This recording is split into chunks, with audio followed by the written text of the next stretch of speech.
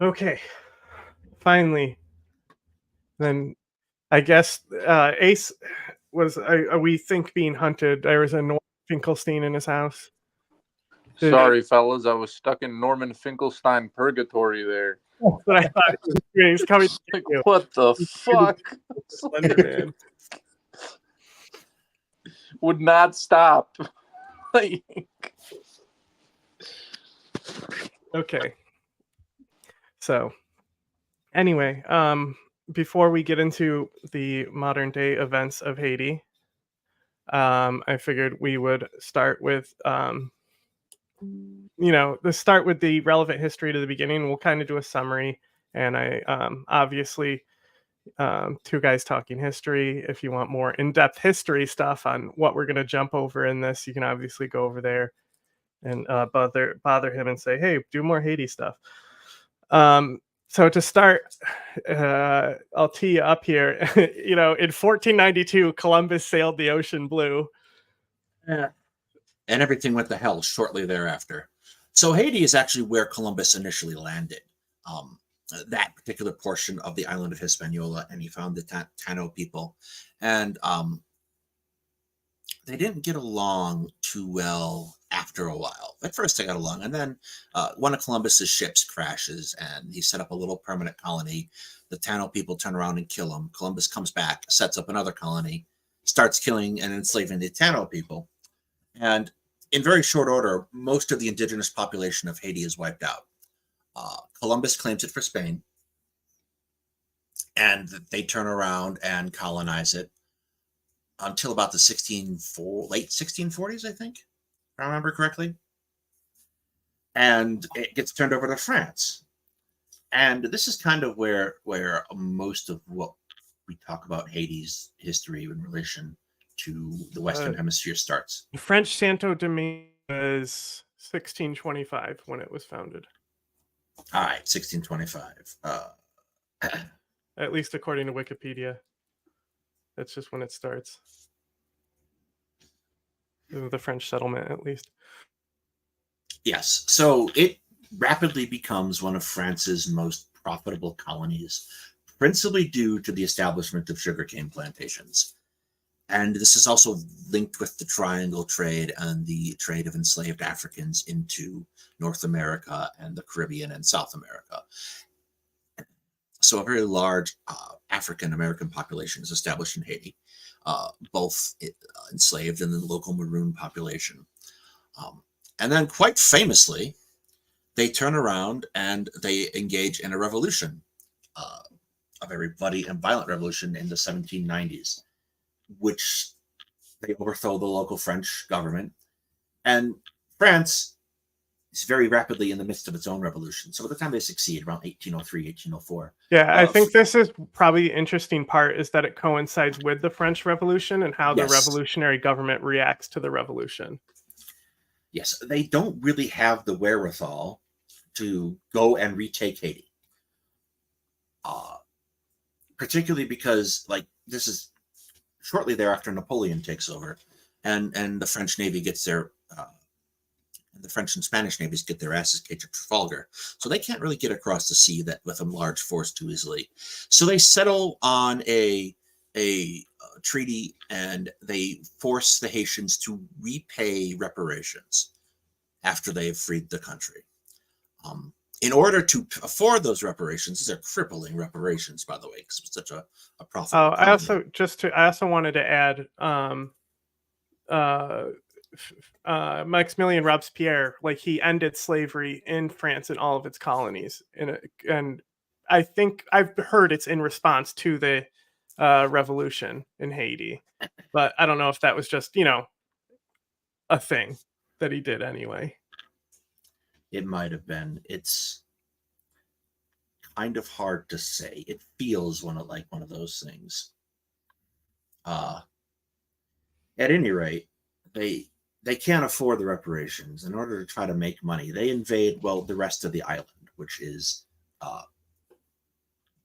the whole of Hispaniola, and the Dominican Republic is invaded in order to get territory and resources to pay the French off. And this is kind of Haiti's problem, is kind of from the get-go. They have been basically screwed by colonial powers. It doesn't get particularly better from there. Yeah, because I mean, basically, the next major thing that happens is The United States. yeah, the United occupies it. States, while they're putting themselves into debt. Yes, they put themselves into debt to American companies and specifics, and the companies go to Woodrow Wilson, and who has perfectly happy to turn around and occupy a country that's run by black people, because Woodrow Wilson is a raging racist, amongst other things. Mm-hmm. And the United States occupies Haiti, and then for about two decades, close to almost 3, when you get down to it. And then I'm going to mess this up. The Lavalier family takes over. And Haiti is effectively a dictatorship going forward up until the 1980s. It's an incredibly violent place. They effectively legalized gang rule in Haiti for a period of about 50 years. There are violent reprisals against opposition. It's there's a reason why Haiti is used as a plot point in the West Wing. So this is actually something I did want to ask you, because you just got to it there when you were saying they had effectively legalized gang affiliation and things like that. As far as I'm assuming what you're referring to is like the Tonton Macoute and things like that, correct? Yes. Yeah. So I'm a little confused when I like read about this stuff. What was their original purpose? Is it just they're just there to straight up intimidate any of like Papa Doc's opponents, Duvillier's opponents, or is it like they're like some kind of extension of the military? Are they a police force? Like, what was the idea behind that in the first place? Or is it something completely irrational as well? Because as we know, Duvalier at this time, I mean, he wasn't necessarily the most sane person. So, yeah, Duvalier is kind of, he's kind of the archetype for like the Tropico series too, the kind of craziness that goes on there, and like it's not exactly that it's not exactly that it's like, when we think of gangs, we think of a kind of a criminal enterprise that's sort of localized and built into what this is really just a group taking the opportunity to be what they can to the ruling parties in Haiti. If they need intimidation, if they want to sell things, and then do illegal activities in the background. So it is a combination of all those things. It's a military and a police force. So in a lot of ways, they're kind of like the Swiss Army knife for the Haitian regime at the time. Yes. Okay, that's interesting. Yeah. And it sort of brings it here.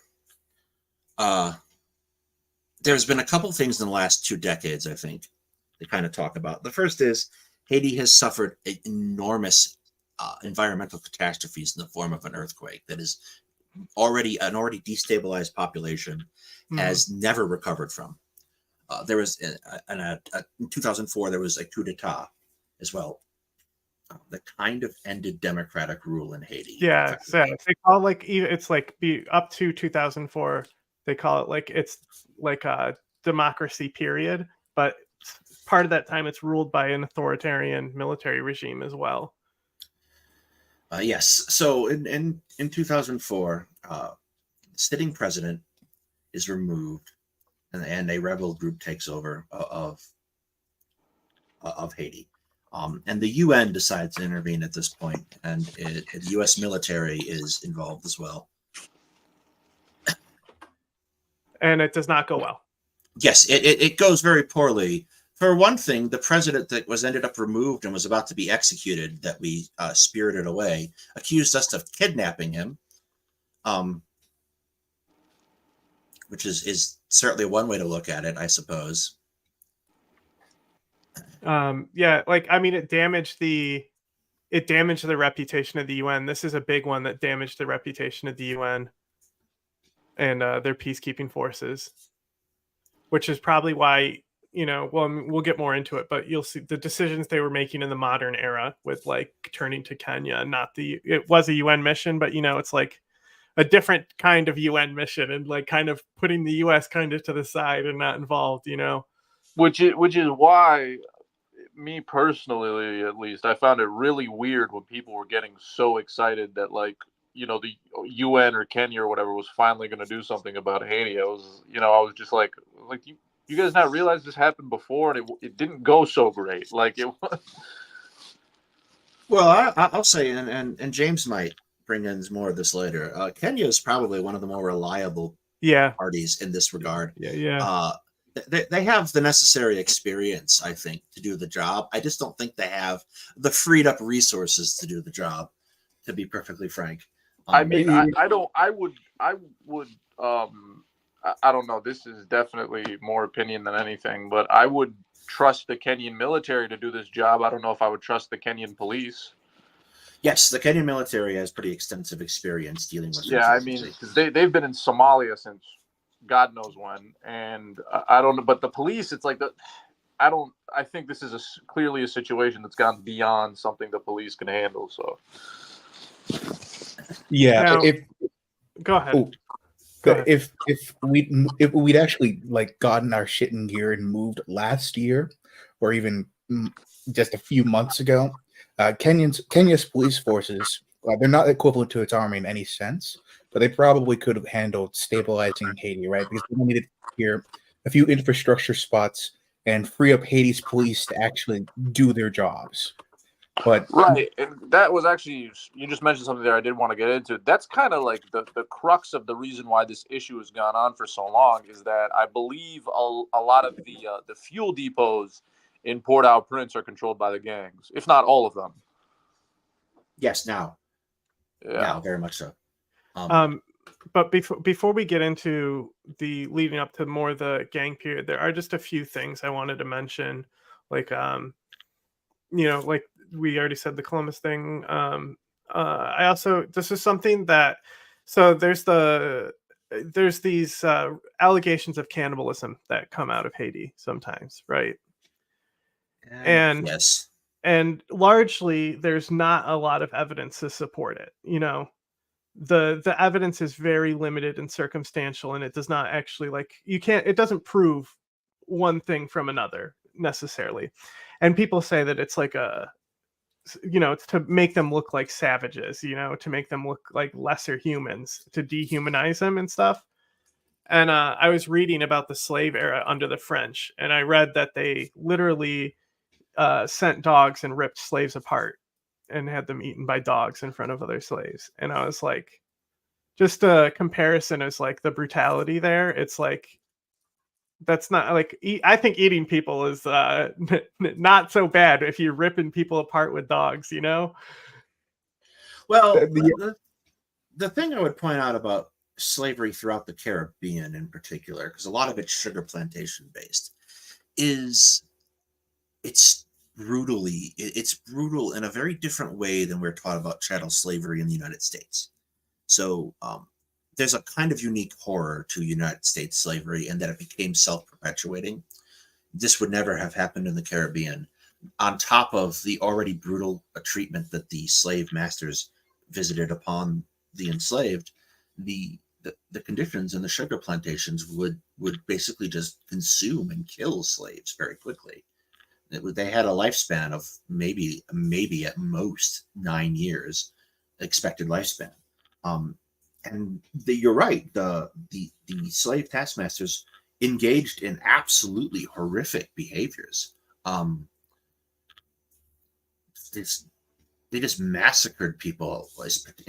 Particularly like you're talking about the case of dogs, it would oftentimes be in case of, they would send dogs after people who were incapable of working anymore because they were in these boil huts, or they were in these sugar fields, and they were just being broken into in just being worked till they were broken. It was, and then they would make examples of these people. It was horrifying behavior. It's not surprising at all that the Haitian Revolution occurs and that it's incredibly bloody and violent because it was a reflection of the violence visited upon the population. And then I also wanted to get into how there's the historic racial hierarchy. Like this, this is like the first time I hear in history the term mulatto. Yes. And I'm not sure. You can tell me if you've heard it elsewhere before this, but I think it has to be something that does come from Haiti specifically. There are similar terms used in New Orleans. And there's a very similar relationship actually in New Orleans, which makes a lot of sense. It was originally French, but there is a hierarchy in place in Haiti, particularly after their revolution, that is inverted from what we would normally see, where white people are oppressing colored people and mixed people occupy a weird middle ground. It's kind of the inverse. And there's a what's the way to put this? There's a the aftermath of the Haitian Revolution is also incredibly violent. It's not a place where stability came really ever, that I can think of, where I can think of a time where Haiti is relatively stable. And it's reflected in those racial tensions there. I want to see what was the what? Go ahead. What was the exact word they're using in New Orleans? Yeah, Mulatto. yeah, it's the same word. I'm pretty sure. I'm just checking. Like that was something like when I was in school, that was a word that I would hear, but I don't hear it anymore to describe people. So it is largely considered. It's largely considered a slur. In common. Yeah, here we go. Yeah, it's not really used anymore. Mm-hmm. It was like the preferred term when I was in high school. Which is just interesting, you know. So yeah, and then I also wanted to comment because Cuba is next door, so it has an interesting relationship in the Cold War, and just being a communist or being suspected of a communist in Haiti was punishable by death in Cuba under this period when they were being used as an asset by the United States in the Cold War. And that also, Papa Doc in general, there's just, you know, that's when boats started coming out of Haiti and little Haiti started coming up. A refugee problem emerges throughout the 50s and 60s pretty extensively. They are right next door to Cuba. Also, fun fact, the island of Tortuga is off the coast of Haiti, not that far. So they had pirates for a while, but the pirates were probably better for the overall people of Haiti than anything else that's happened to them, to be perfectly frank. They were certainly more democratic. Yeah, there was a pirate era. I completely forgot. It kind of gets overlooked, particularly in the terms of Caribbean pirates, for things like Nassau and other Bahamian islands that have a lot more connection. But Tortuga was a fairly significant political factor for a while in kind of controlling Haiti and arming Haitians and all that. So, plus it's a fun Jack Sparrow reference, so there's that too. So, and then getting into, you know, it's like, it's civilization is kind of the perfect game because you don't know if you're good and on top of oil until you get to the age of oil, you know? And while Haiti was rich in resources of the past when it was maximum exploitation there, they don't have the resources to really help maintain an economy and recover from everything that's happened to them. And everyone else around them has a much better tourist economy, even next door. Yeah, does better with tourism because, like, Haiti ends up being the like final third of the island, which doesn't help. And everyone else is just they're where the cruise ships go and where the cruise ships are flagged out of. So they are able to make money much more easily, and Haiti just can't. Not only that, you have to sort of think about when there was a spike in tourism, right? After World War II in the U.S., we had money and wealth and resources, and Americans wanted to start vacationing abroad. So, which are they going to pick? The shoddy government that is mostly African, or mostly run by, I guess, people of African origins, or the very mixed race with hot people from across the spectrum, quaint island with a dictatorship that's friendly to the U.S. It's exactly. So it's never been an attractive vacation spot for American money. And so this gets into what I lastly wanted to get into for context is the deforestation in Haiti. It's probably the most deforested. Which one would you? Deforested. Yes, that's probably for the best. So like it starts early, right? Because in order to build a sugarcane plantation, you need to clear space. Which creates for you an incentive for logging too. So that was another thing they were selling out of there. And when sugarcane is no longer viable, they just start chopping down all the trees. Willy-nilly. So you end up with, yeah, that's I like that. Thanks. Maps are fun.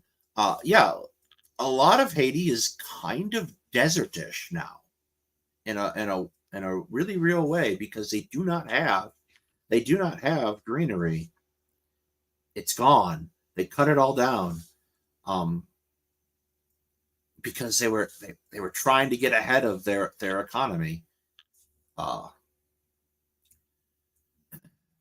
Haiti is like analogous in a lot of ways. I think for Americans is analogous to the town that used to have the industry that the industry disappeared from, and now it's down on its luck. Mm-hmm. It's the national version of that, except it's been their entire history. Okay.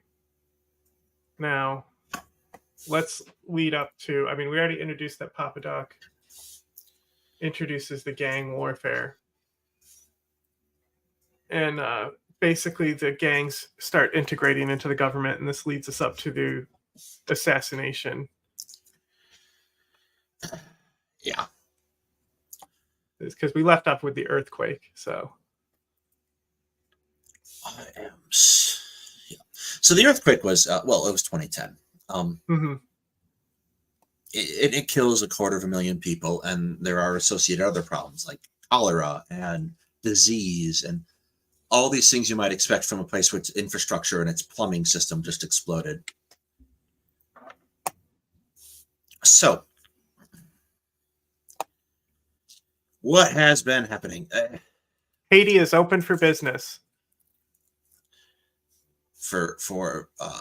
That's what this. I was looking at Wikipedia. That's what this guy's slogan was.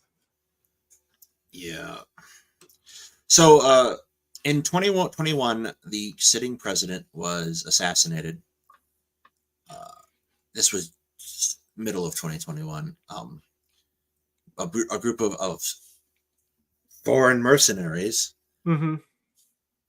air quotes, because they almost certainly were not, carried out the assassination. The acting prime minister took power in the end of July. And this is all happening against the backdrop of rising fuel prices, which is another thing that Haiti doesn't have the infrastructure to support after the earthquake. And this is where the gangs get a little tricky. The gangs are organized and well-equipped and unified. And they have taken over, and much exactly what they're doing now. Yes, it's been ongoing for the past 3 years, right. And no one's really looked at it. there is something I do want to like kind of ask while we're still on this topic. You mentioned that the gangs are unified, and you mentioned that they're a bit more organized now. How does that evolution take place?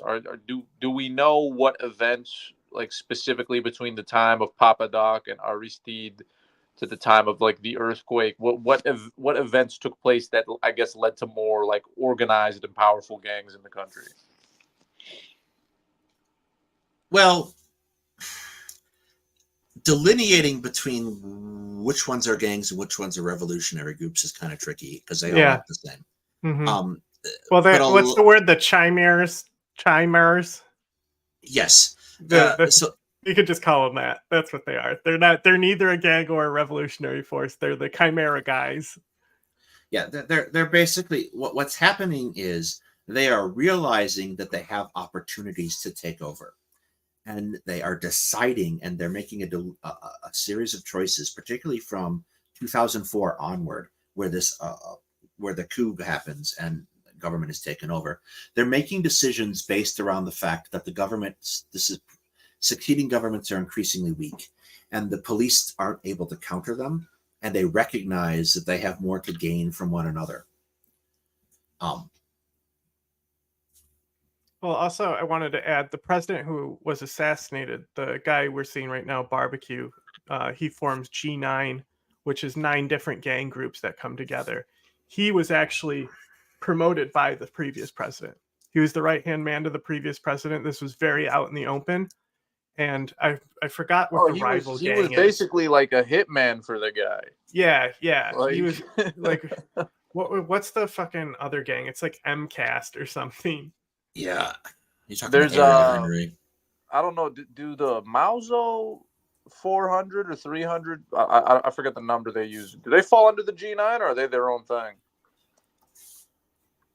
400 they got a lot of attention because they pulled off that that kidnapping of like a bunch of American and Canadian missionaries with another gang whose name I'm blanking on. There's 150 gangs, guys. It's like yeah, but I'm trying. What's the one that's the like main one that's the enemy of G9? You know. Hang on. But they back the political opposition. The guy who comes in, the other gangs are backing. So, GPEP, I guess. I want to say it was like M something. Yeah. The information is frustratingly difficult to. It is really difficult to pull these groups apart from one another. What did you say, James?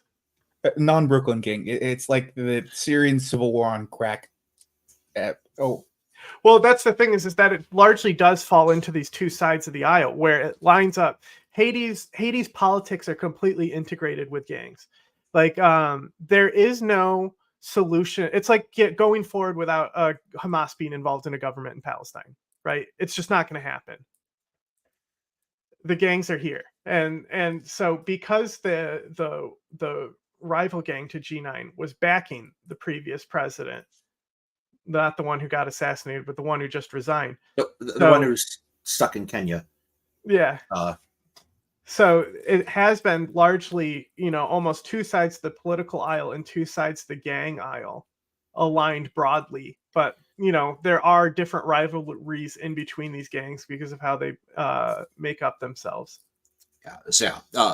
Yes, Ariel Henry left the country for Kenya in order to say, "Can you lend a hand?" Sorry, that was bad. I just couldn't help myself. And they decided that he can't come back, and he was forced to resign. And that's kind of where we're at. Is everyone sort of sitting there going, "Well, someone should do something," except we don't want the United States to do something. Why doesn't someone ask Barbecue to be nice? Barbecue is actually very nice. That's the thing. And I talk about this with like Al Qaeda and the Taliban, and when you actually talk to them, they're actually really, really respectful. And that's the thing about Barbecue. He's kind of saying like he doesn't want power, but he's an interesting guy. But he's very, very nice and welcoming to people. and he's very good at selling himself, and he has the charisma skills. Like he really is like an intertwine between like a gang and politician.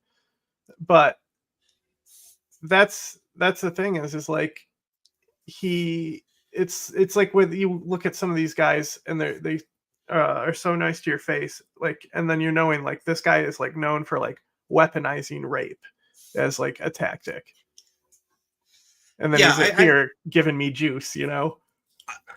Yeah, I think there's a particular facet that happens because I honestly think it's because of the way American police procedurals and shows like NCIS portray terrorist groups and gangs and whatnot, is we get an impression that these are like, you know, horrifyingly like comically criminals, as opposed to people who are doing illegal businesses and operating with a degree of intelligence that we just don't assign to them in our fiction. Yeah, I can tell you from firsthand experience, a lot of the like scariest people you'll meet, particularly those who are involved with crime, are not the people you would expect. They are fairly polite in most circumstances. Yeah. It depends. I mean, people like, don't seem to realize. I mean, like what gang too, because like some of them just aren't, and that's their thing. Yes, I mean that's not a universal rule for sure. Yeah. But like, I feel like a lot of people have a very skewed impression of these kinds of organizations. I think the other thing that people forget too is like the level of violence that we see in like large scale organized crime today is very unusual from like at any other point in, maybe not any other point in history, but most other points in history. I feel like it's a lot higher today. Yes, I think. Sorry to cut you off, but generally it's like, you know, everybody's heard this, but like if you know, they get their hands dirty, they kill somebody, it's bad for business. If we can avoid killing people, we will. Yes. And that's been the general rule, is particularly like through the evolution of organized crime. They have ups and downs, right? Particularly here in the United States, especially in the 1920s with Prohibition. They have kind of like this ups and downs and high points of violence and then low, and then they settle into a routine and it keeps on trucking. And then someone new comes along and they want to drop the power, so that they up the violence, and it's a cycle. It happens forever, basically, everywhere. I mean, again, a lot of like, just one example, and I come to this example a lot. It's like Mexico's drug trade. It wasn't non-violent, but it wasn't like it wasn't making TV series, you know, up until the Gulf Cartel showed up in 1995. So yes. God damn, this graphic I want to pull up is so fucking small. Ridiculous. I can't use it. It's such like a perfect graphic for what I need though.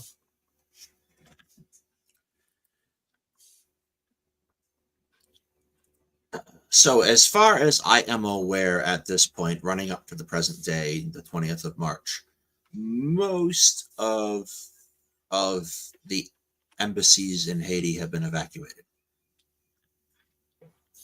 Yeah, I was looking at the news earlier, and they were running some evacuations as well, still, and they're preparing for more. Well, let's see if I can get a bigger. Oh, this one looks bigger, because that was just another paper referencing this graph that I want to use. Oh, here's another one.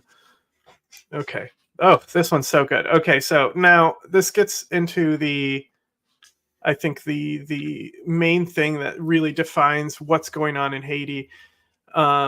So the way it's now being looked at and phrased is that it's not a gang war, it's an active insurgency. And obviously when we hear insurgency, we think terrorism. And obviously a lot of these terrorist groups are further getting enwrapped into organized crime, like, you know, Hezbollah and the cartels in Mexico. So I think this is kind of something up to debate, is like G9 with barbecue? Is it a revolutionary group? Is it a gang? Is it a terrorist group? Like, or is it an amalgamation of all these things in a convergence? Because technically, this convergence theory between the terror crime nexus, theoretically, when they merge, is when there is a complete black hole collapse. They call it the singularity, where the region then gets sucked into a black hole that it can't escape from. Which is what's effectively been happening in Haiti for a year. To be fair, I think they declared it a failed state last year. This time, it was 2023, right? Probably, but it's on another level. So anyway, opinions. What do we think about them? What kind of we have nice things to say? Go ahead, James. Pop off. I've been waiting. You can have your 10 minutes on the mic to talk about barbecue and G9 now. It's a sticky position, right? Because Haiti's political bodies are basically powerless, right? You can't really do much with them without injecting a lot of outside force, which Haitians really don't want, right? Even last year, when there were street fights and gun battles going on, if you asked Haitians, hey, do you think you'd want outside intervention? They basically just tell us to fuck off. Even though the Haitian government was like, please intervene, please, we beg of you, constantly. The Haitian government, they made the request at the UN. And that reminds me, I told you I could give you 10 minutes, but I just remembered I put a note here to come back to the game, the you mentioned earlier, if we got our shit in gear when they started asking. So I wanted to, now that we're on this section, I wanted to comment that I'm not a conspiracy theorist, but I think they deliberately did this. They deliberately didn't want to basically send a force in, so they dragged it out and waited. So it just basically they're going to let it collapse and sort itself out is what I think. I mean, they're already talking about putting these people in Guantanamo right now. Does everyone know this? Does everyone know? I beg your pardon? Yes. Hang on. Let me get a source for you. Go anyway, James. Go ahead. Getting into gang fights last year. Yeah, that would actually entirely track with the Biden administration's approach towards problem foreign policy subjects, right? In Afghanistan, for example, just use an example. Trump started the withdrawal process, but the Biden administration actually, maybe not the Biden or the core of the NSC per se, but Biden and his coterie, they sort of just concluded that, we should just let Afghans handle Afghan problems, which had predictable consequences, especially since we were supposed to be supplying the Afghan military there. We paid you could say that it's not quite an isolationist bent on our part, but it's a desire to avoid problems, which is visibly creating bigger problems. So I just wanted to mention that the hosting Haitians in Guantanamo is not a new thing. So it happened before in 91 to 94. So you see, the camp was an HIV prison camp. Epic, United States, epic. Great job. Guantanamo's worked out for anything we don't necessarily want to think too much about here. And it's great because Cuba refuses to cash the checks. Yeah, see, here's the Haitian boat people. I mentioned them. And here's Papa Doc, Jimmy Carter. Can we blame that on Carter as well? Another thing he fucked up? So I think that's the best part is,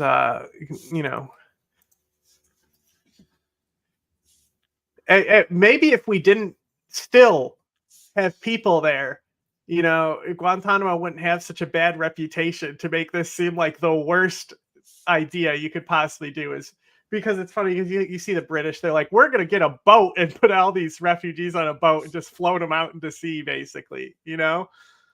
And not just the British. Basically, that's all of Europe's approach towards handling migrants, right? Because I mean, the U.S. gets a lot of shit for our terrible approach, but We're one of the best. We're one of the best in the world. It's crazy. It's a very for everyone here, that's a very sad statement in of itself. Particularly when Europe spends half of its day playing Red Rover of leaky boats. Mm-hmm. Very leaky boats that are overfilled with people. A lot of people die.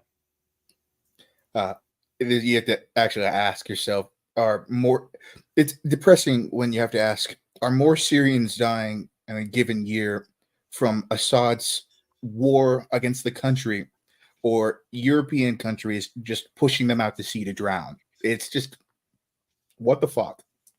Well, Giorgia Meloni and the EU just brokered a new deal. Basically, they're giving Egypt, because Egypt's falling apart, you know, their economy is not doing well. They're giving Egypt like 80 billion or something like that to basically manage the refugee crisis. Yeah, money.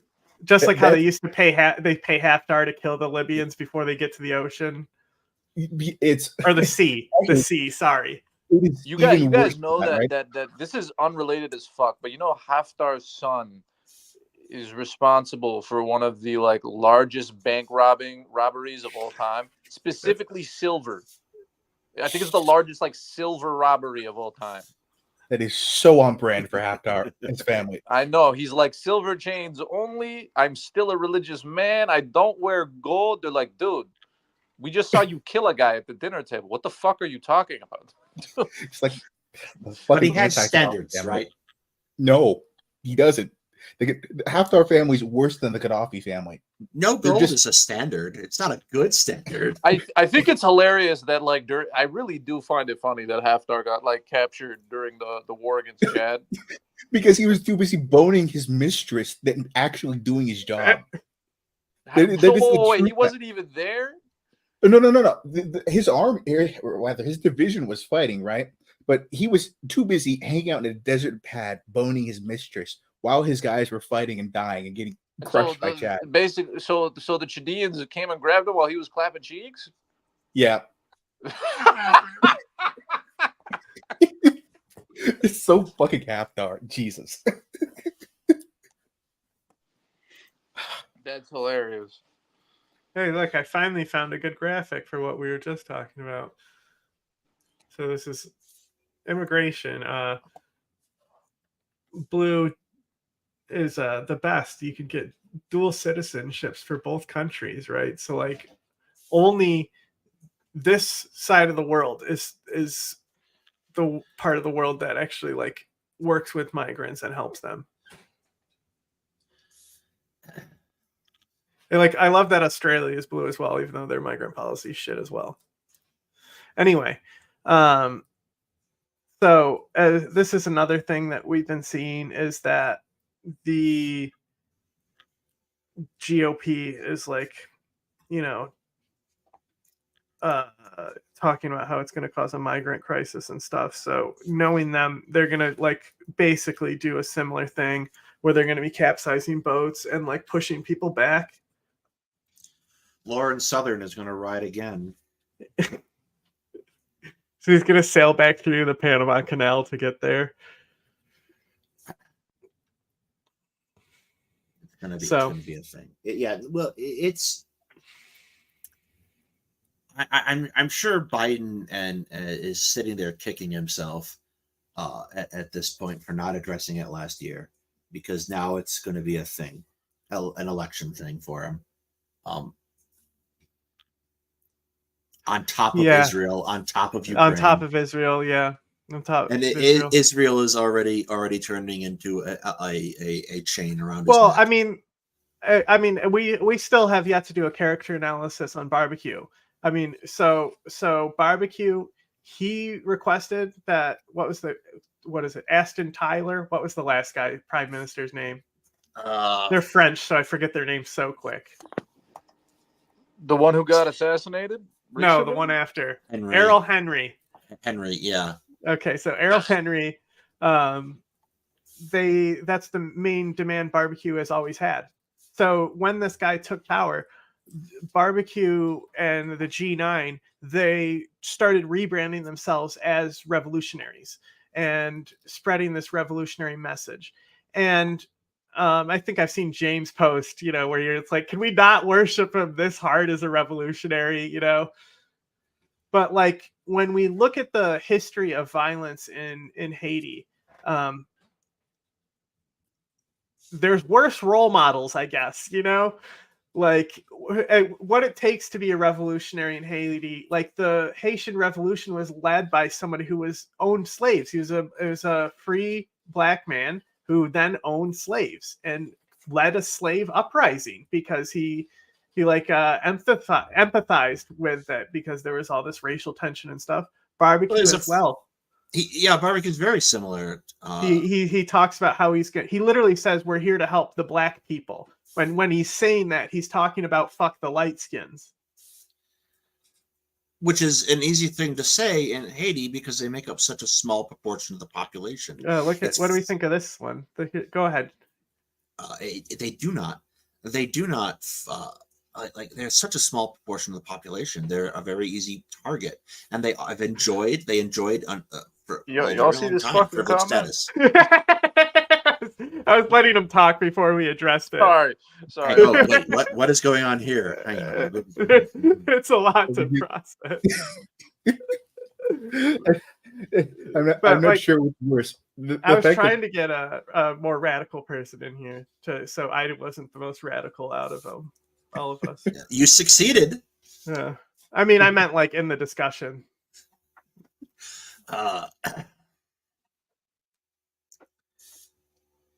Anyway, barbecue, revolutionary, you were saying.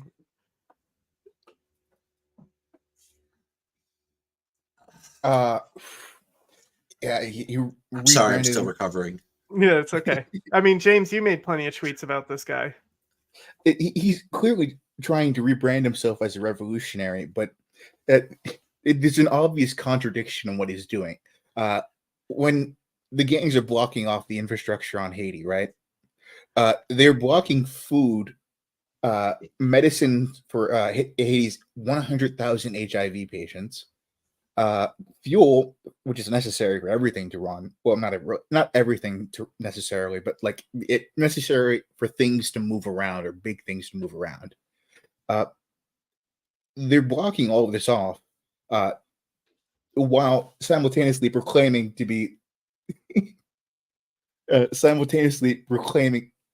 their intentions to liberate the country. It's an obvious contradiction, which is like only explicable if he's just being cynical.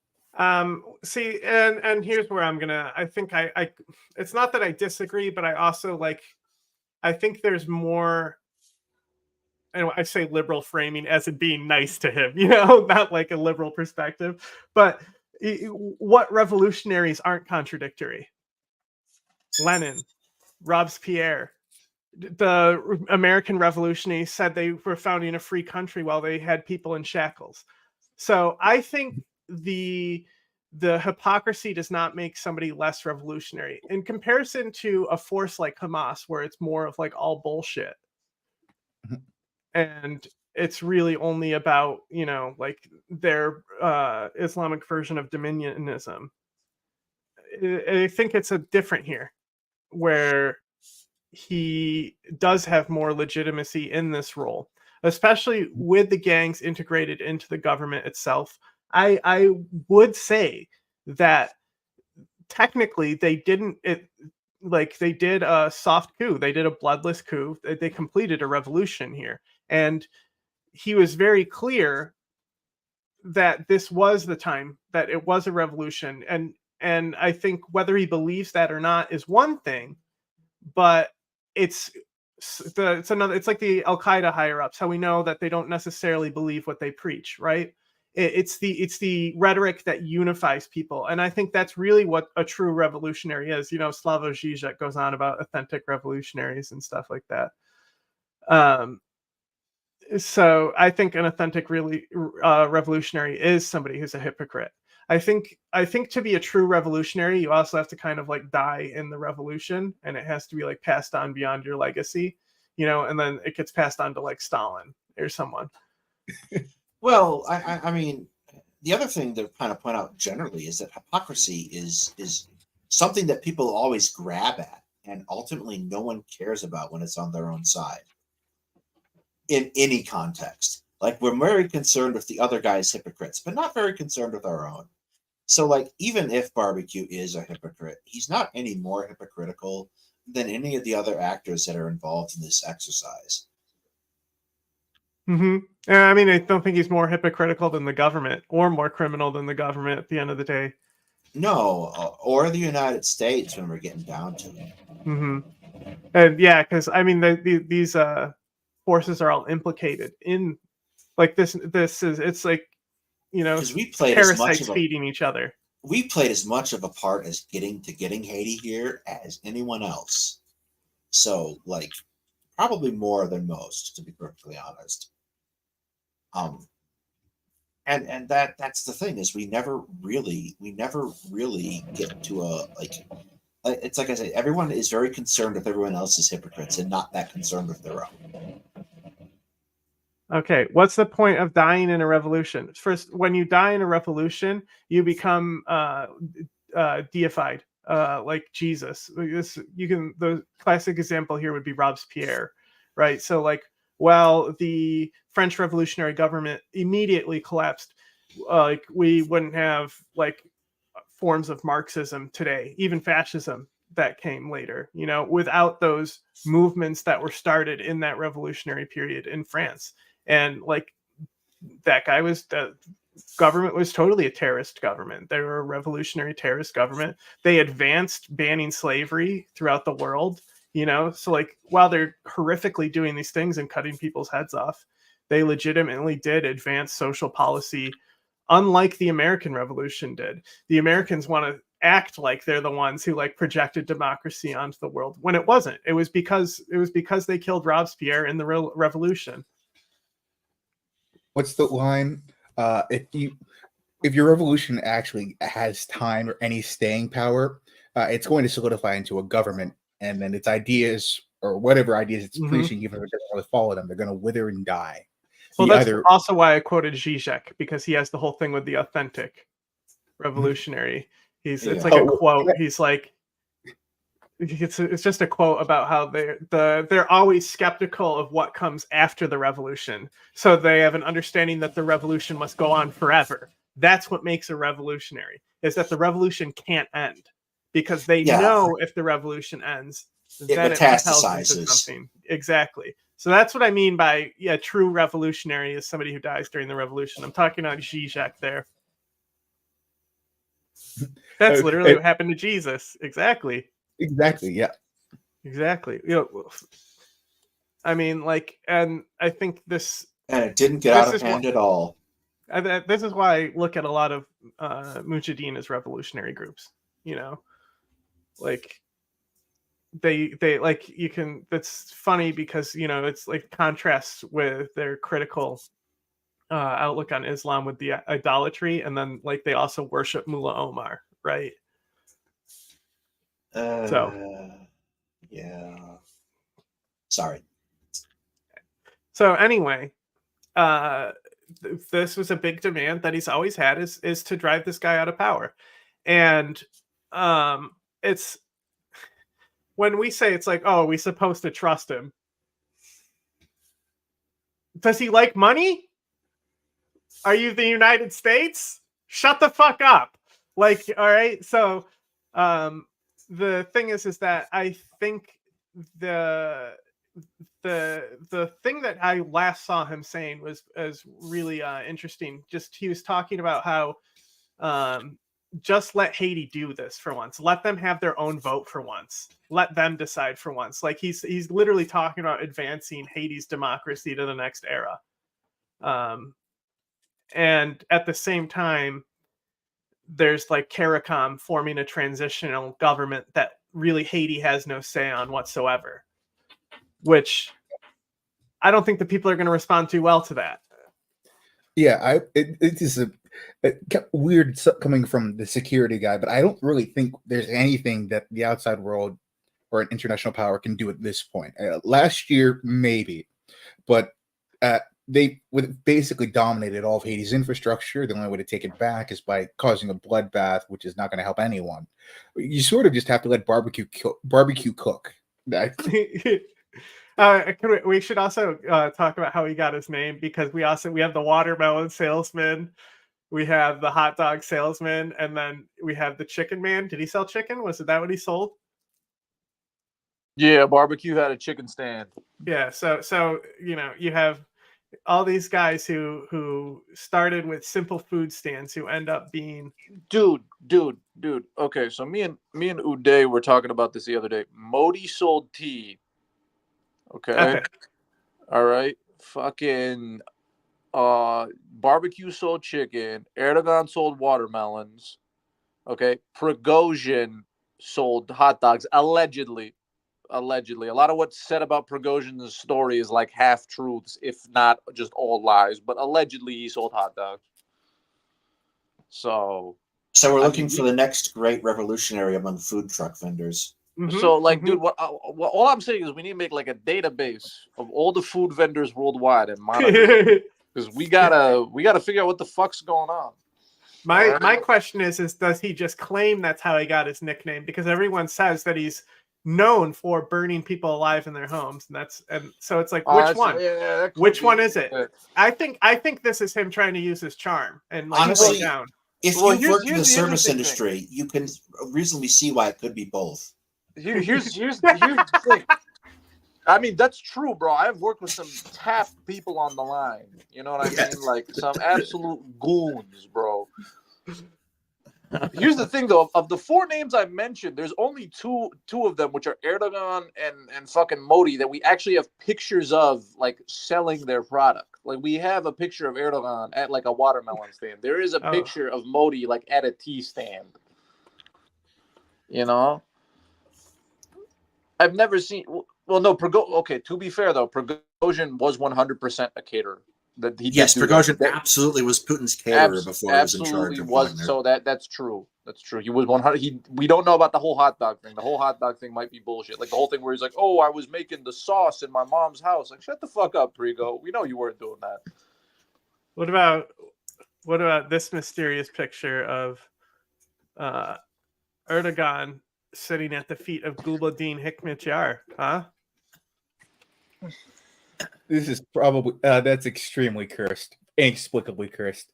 For anybody in chat who doesn't know, Hekmatyar is like the fucking worst guy in Afghanistan, which is a very I don't know. I think you could debate him or Dostrum. Oh no! That's the thing. Dostum allegedly didn't commit his crimes. Hekmatyar definitely did. So definitely. Like, I mean, he even has like a villain name, Gulbuddin Hikmatyar, bro. He sounds like he comes from fucking Krypton. Fucking NCIS villain name. Before we move on, I just wanted to say that YouTube demonetized us for doing this type of neutral coverage with the Houthis. So we're trying to start an NGO. We need the funding to do the paperwork for the NGO. The purpose of our NGO is to help journalists in places that are conflict zones or have limit of speech, where they're actually, risking their lives to do the news, and help offer the protections and resources for these journalists to excel and do their job safely. So if you donate any amount, $1, doesn't matter. You'll get all the benefits until we'll change it after we found everything. But for now, you can get your name at the bottom there if you donate and all that kind of stuff. And then here's Junk to tell you more. We might have people watching this show, but you can be the difference maker, because we just need our audience to be paid members, and then this show can be around forever. So you can make that difference. Click join now. Thanks, Junk. I have this meme, though, that I just had to pull up real quick. And then before we get back into who's cooking who. I'm going to take a quick run out the door, take the dog out. Yep, go for it. Come on, buddy. My computer's so slow, bro. I might crash. If I do, I'll be right back, because the computer's just locking up right now.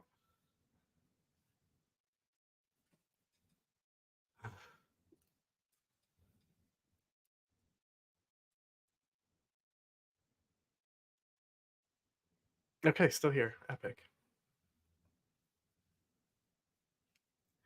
Anyway. Damn, they're cooking them. Who So, wants to talk about Gaza on the interim? well, I was gonna just comment on talking about the security solutions. Because I told Ace, I was like, Ace, you ready for me to go in there and defend barbecue? So Oh. I go ahead.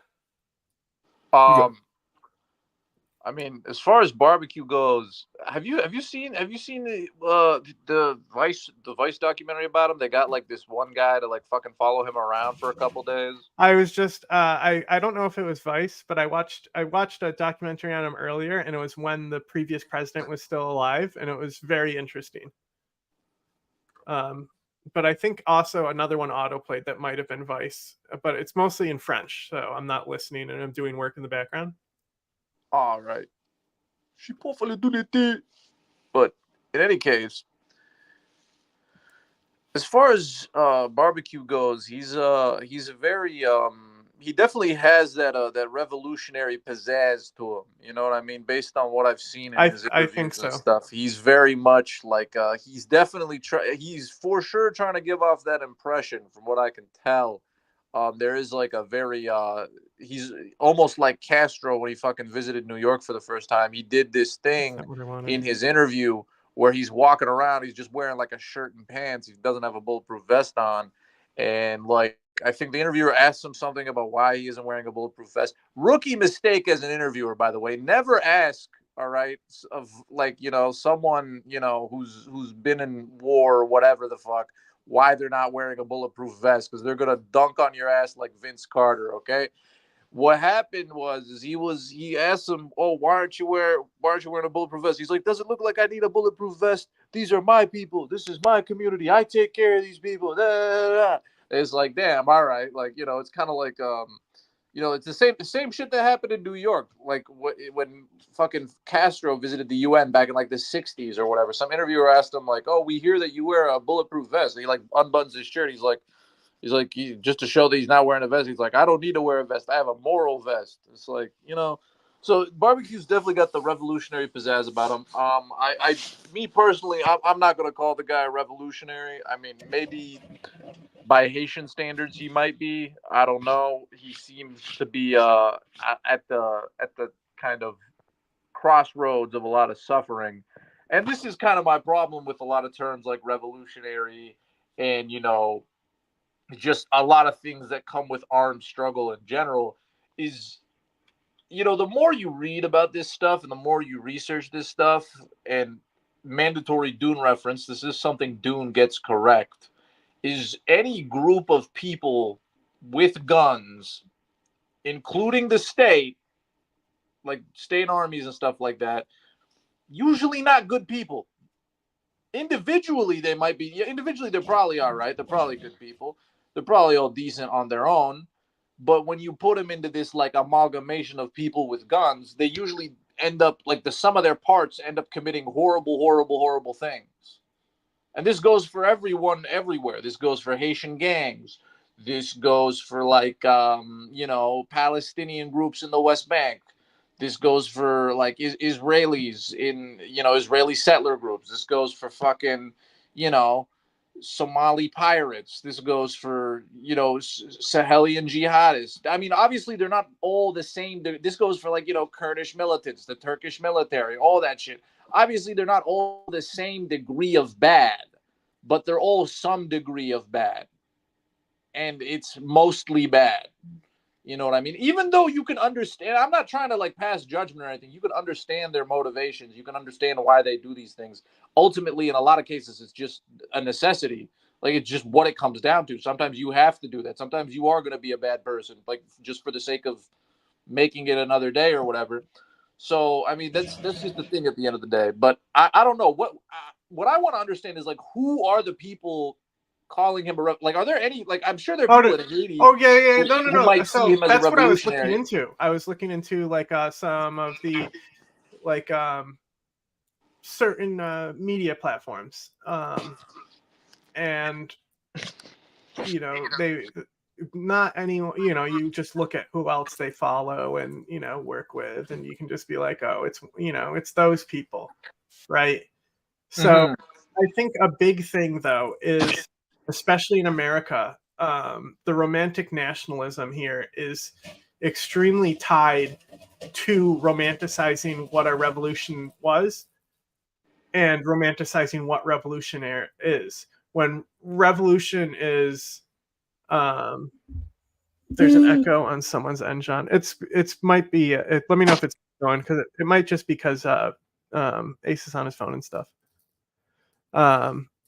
Anyway, what was I saying? What revolutions are? Oh yeah. They're violent. They're and also normally they fail. They do not go well for the revolutionaries. And if that revolution then succeeds, oftentimes it starts into a period of incredible state violence, even if they and they end up being like the usurper that bring the state violence. That's why I say, like, there's no difference between Robespierre and Mullah Omar. They both used a scripture to get their legitimacy. Like, they both had these rituals. Like, he holds up the cloak. Rob goes out and does the call to the supreme being.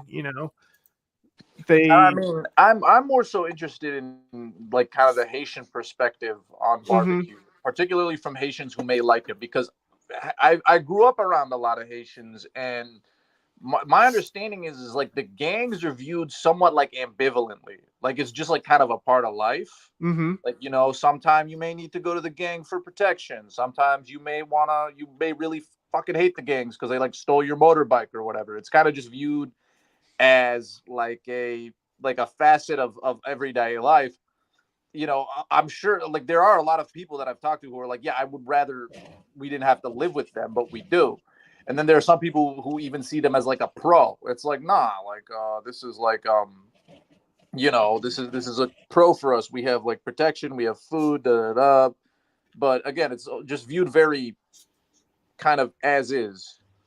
Not to like kind of in any way, like, how do you say it, minimize their suffering. Obviously they've been at the hands of the gangs, there's been a lot of suffering, but there is an attitude of that in like a lot of people's minds. I don't know. I haven't seen anyone online say anything positive about the situation in Haiti, quite frankly. Yeah, I know. Well, there is nothing positive to say. I'm just kind of trying to anything good about like barbecue. That's insane. Yeah. Well, I think well, for starters, I think that it's dependent on the situation, right? Because, like, if we hear him out, right? This is what he's stating, right? Basically, that as long as this dude resigns, he'll basically step down and allow a government to happen, and like that's kind of the attitude that I've heard the most from people, whether they're like pro for or anything, and mostly because like little Haiti in New York, not so much like people who are on the island that I've heard from, besides like secondhand interviews I've seen other people doing. But it's just like they just want to be able to choose their own fate for once, and that's kind of the attitude. It's like just like, they want to. It's like let it. I think that's why I'm kind of against what the United States, the transitional government. Like, I think from an imperialist perspective, CARICOM is probably like, it's in their interest. The Dominican Republic said they'll invade Haiti if it keeps destabilizing. They're building a wall to, like, it's the second biggest border wall behind the United States, I'm pretty sure. And Mexico doesn't have to pay for it this time. Well, the Actually, Dominicans really aren't happy about it. Well, I don't necessarily blame them. Mhm. Considering the history of them being Invaded by Haiti. hmm So if I was the Dominican government, I would be concerned.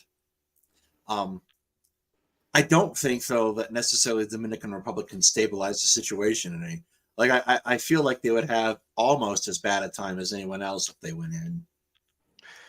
Well, I'm just like, I think CARICOM, it's understandable why they want to be basically running the transitional state, because the Caribbean islands are obviously going to be affected by everything that's happening in Haiti.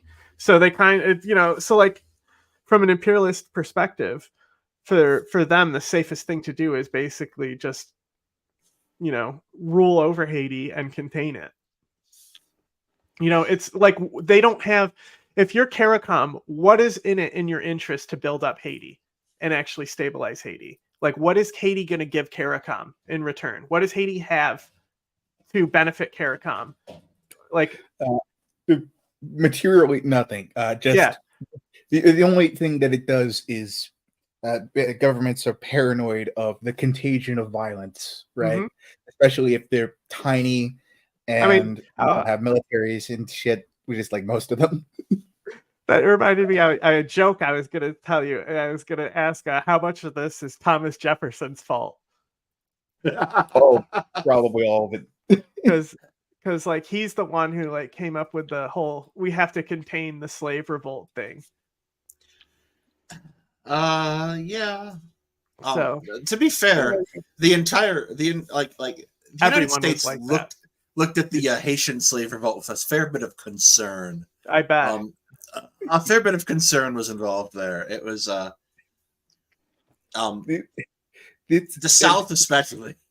They drew the wrong lessons, right? Instead of trying to say, hey, maybe we shouldn't like use a system that's probably economically inefficient, is going to not benefiting most of our population, and it is pissing off, or not even pissing off. It just you have like a third of your population in chains.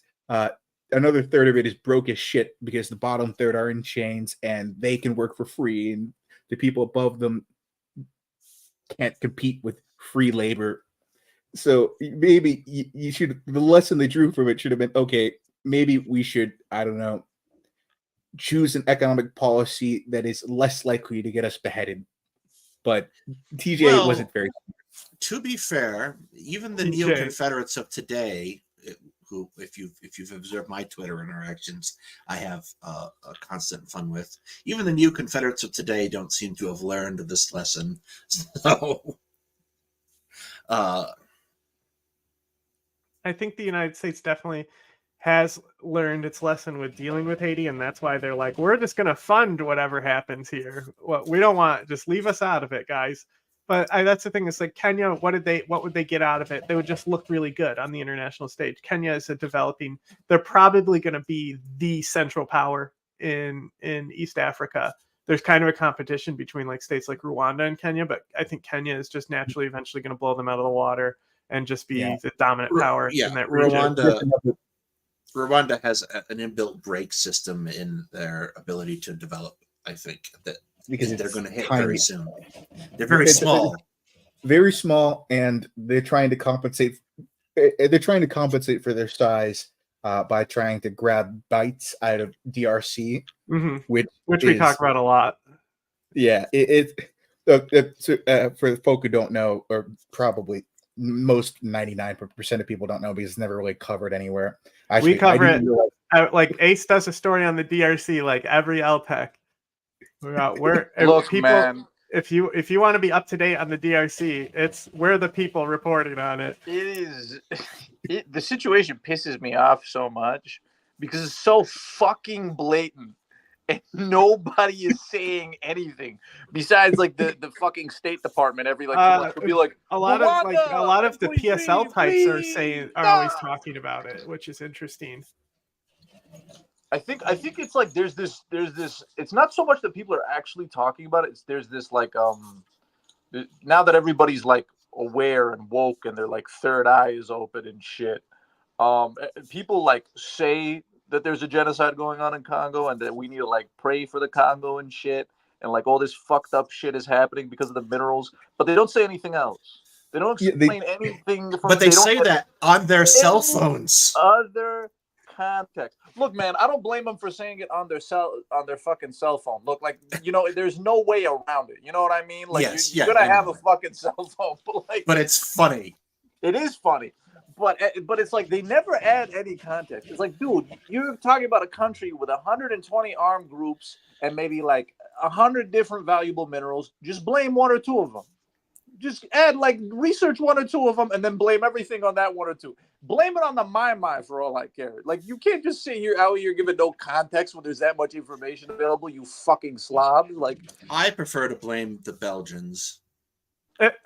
I mean, realistically, you know, that's not a bad way to start, but like, look, I don't know. It's so weird to me. It's like the way people talk about the Congo is so fucking weird. They talk about how all this bad shit is going on, and they like treat it like they're gawking at these fucking Africans and shit. Like, oh my God, look at all these like displaced people. It's like, why are they displaced? You haven't said anything. You haven't said why these people are displaced. You're just saying they're fucking displaced. So I don't know. It pisses me off in like a weird way. Anyway, I'm not up on the history, but am I not correct that the Haitian slave revolt was only possible because much of the actual population were new slaves? So yeah, Titan, we kind of talked about this a little previously. But the reason that Haiti is, or Caribbean slavery is unique, is that they're bringing in a lot of new slaves all the time because it was principally sugar plantations, and they're like these are people who are being basically consumed by this work and made unable to work very quickly.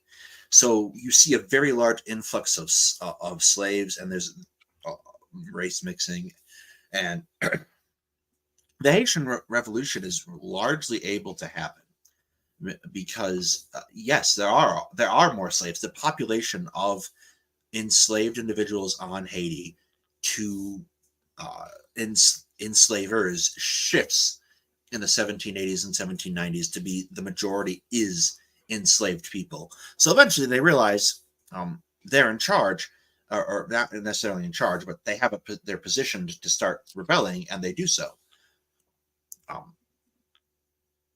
They actually have like a whole like a voodoo ritual to meet up to plan the revolution. I've seen their call the treatment conditions were brutal even by the standards of other places. And yes,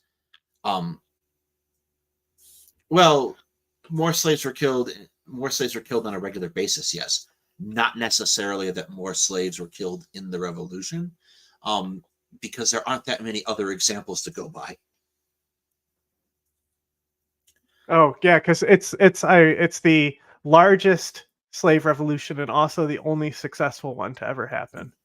Yeah, so like you'll have cases like Nat Turner's rebellion or John Brown's raid on Harper's Ferry that we talk about a lot, and we stand John Brown at Two Guys Talking History very heavily, but those are Terrorist or very revolutionary? Very small in comparison. How's it going, Gabriel? Was John Brown a terrorist or a revolutionary? Yes. Which one? Both. Okay. Like, he's inarguably a terrorist, but sometimes terrorists that's are bad. and that's kind of the point that I circle back with, is that it's what's happening in Haiti now. It's not just being described as a failed state; it's being described as an active insurgency, right? So, I think it's very clear, because one of the defining traits for terrorism is political motivation. The gangs clearly have political motivation. They're clearly not doing it to just enrich themselves here. Well, yeah, and I will kind of make this argument a lot, that the line between terrorist, guerrilla fighter, and gang member is much more blurry than we like to pretend it is. And this is why I'm going to come in here and say that the term terrorist has no real meaning whatsoever. The way the term terrorist is used nowadays means how you feel about something. It is not an objective term. If you think somebody is a terrorist now, and you can blame a lot of different governments for this, you can blame the Turkish government, You can blame the Pakistani government. You can blame the American government. But it's not because it isn't strictly defined as terrorism or whatever you may think it is. It's just how they feel about it. I don't Terrorism at a point disagree. in time definitely had a real meaning. Like there's definitely like an objective definition of terrorism, but I don't think so anymore. I think a lot of the times, especially at this point now, with like the way organized crime and like militancy overlap, it's even more difficult.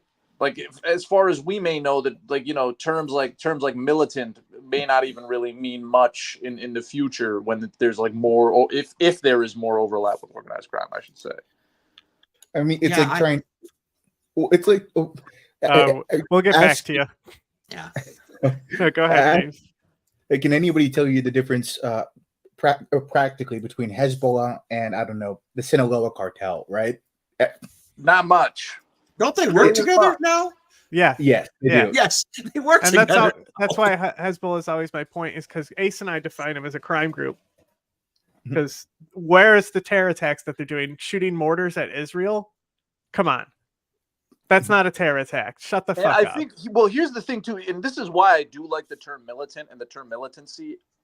I don't know why we started phasing out this word, but I feel like a lot in like the 70s coming and back. 80s. In the 70s and 80s, gang members in the United States were referred to as acting or being militant. Now, they weren't referred to as militants, but they were referred to as being in such a way. So I think it's an appropriate word, because I think it's like it's an objective word for someone who commits violence, right? This is like the whole thing that they teach you in like your fucking like first class on like violence and conflict, where they talk about like the violent specialists, right? Like you can just put all these people into the fucking the thing about like violent specialists. Ace or John, can you unban Senior Monkey? I was trying to see if I could pin his comment. I don't know. Sorry, Senior Monkey. I was I trying don't to know pin your how to. comment, and I was like, He I can't. might only be banned from you Okay. on your YouTube, so you might have to go to your go back. YouTube chat. But he should still show up in our chat in general, but he won't show up on your YouTube chat. Okay, let me go see if I could try. and So I push him assume you out. wanted this. Hezbollah runs the government. Yeah. I don't even It's- know. I mean, Um, they have. Do they not have like? Oh, not because a- they are on your channel too. not a Oh, shit. He's on mine, majority. too. What is it? Hold up. Uh, They're not a majority in the Lebanese parliament, but they're like they're not the majority, but I think they're like the largest single group. Like, they have Well, the largest also share. the what is it? It's not. It's are they? Is it LF? I think they're the Christians themselves. Who the president is? He's The largest group. Look, he's look, if you aligned ever with Hezbollah. So He is. If he's you ever basically try to answers them. decipher Lebanon, it will be replaced with something new and even more inextricable. Like, so I think that there is argument that they do control the government. I think there, and that's why like when we do our terrorism tier list, we put Hezbollah really high up because they are a legitimate government entity. That's one of the main things that we rated things on. Like that's why like the IRA was at the top, not because we like them, but because I think that's one of the things that a terrorist group always ends up doing, is that it eventually becomes a political party. Right. Well, I think that's kind of Not that's all why of I them, make- but you know what I mean. Make that point about guerrilla fighters and terrorists not being necessarily that far off from one another, because like the whole like you go into a classical military studies class and you learn about guerrilla warfare, and eventually the objective is to become conventional warfare, and then the government that you're taking over. So like it's who is a terrorist ends up being from where you're sitting. And like to Ace's point, I think it's absolutely true that people go by establish who is and is not a terrorist by vibes these days. I had a interaction with someone on Twitter who would like to think of themselves as a political heavyweight. They are not, for the record. Who? It was we were talking about Andor, the Disney show, and this individual was like, "Oh yeah, the Rebel Alliance isn't terrorists." And I'm like, They are. and like they absolutely are. Like we're talking about the show Andor in specifics. I'm like, well, didn't they literally abduct an imperial official's family in the show. Like, I can't imagine a much more classical act of terrorism. It was Brianna Wu, incidentally, who thinks that the Rebel Alliance is a Of terrorism. course it was. I like yes. I really like playing XCOM 2, right? And I just call it terrorism simulator because literally that's what XCOM 2 is about, is that you're the terrorist force taking down an alien government ruling Earth. And also I modded it so I have suicide vests. Oh, of course you did. And you just send the suicide bombers in and you use those guys. You know, and then, you know, it's the rookies are cheap. They're easy to recruit. Anyway, I will. I feel sorry for that, Senior Monkey. So I'm adding you as a moderator. So, you should be unbanned or unhidden on my channel at least. I mean,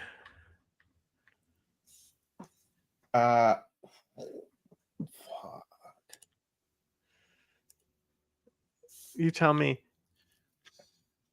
Anyway, so Let's go. Okay. I think, I don't know. you know me. I'm Mr. Optimist. The invasion is never going to happen. You know, that's me. You know, like Ooh. I'm totally going to be the guy who says Russia's not going to invade Ukraine, and then they invade Ukraine. Like, that's me. I'm always on team like nothing ever happens. So the outlook I have on like a possible downscale of violence as coming into Haiti, I don't know how to go about it. Like, as the resident, shit's gonna hit the fan. It's gonna be terrible. I'm actually cautiously optimistic in this case, right?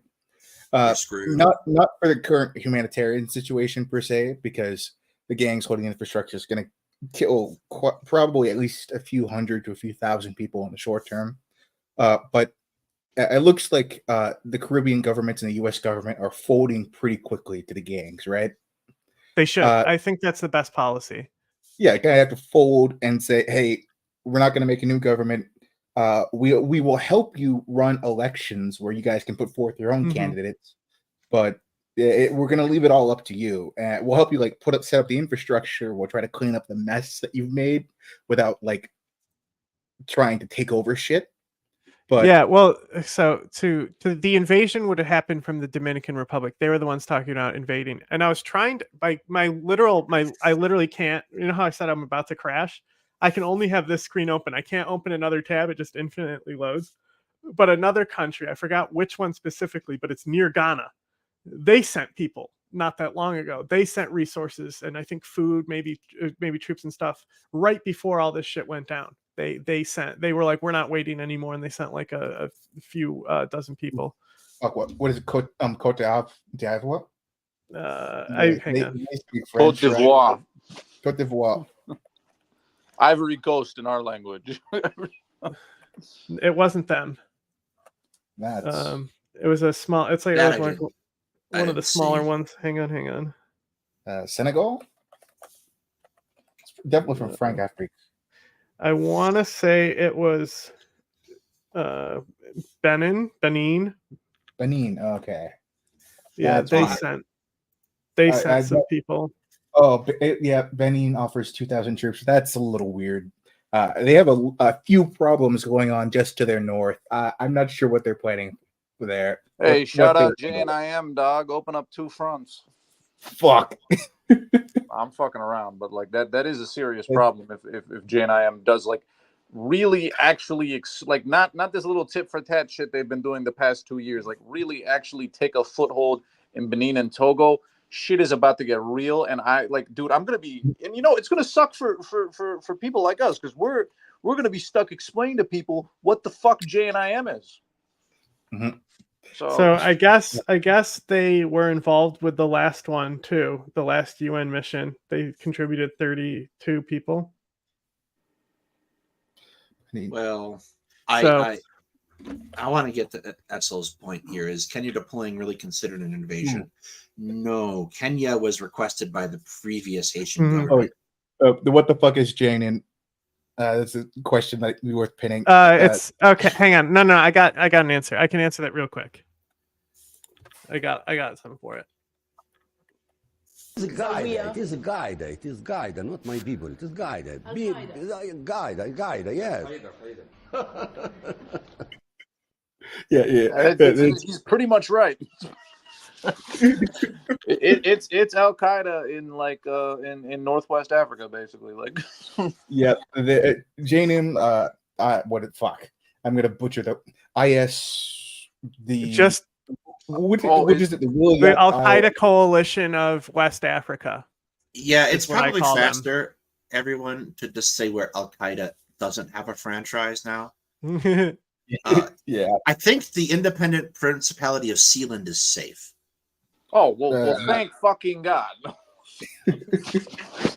Thought things were about to get bad there. All 28 of them, none of them are Al Qaeda, as best as we can tell. Shit, I can't remember which tribes are the ones that support Jainim. I'm pretty sure the Tuaregs, right? They say no. Okay, A bunch of them. Let's tread carefully here. We're not going to say We're not going to say the Tuaregs. Not every Tuareg.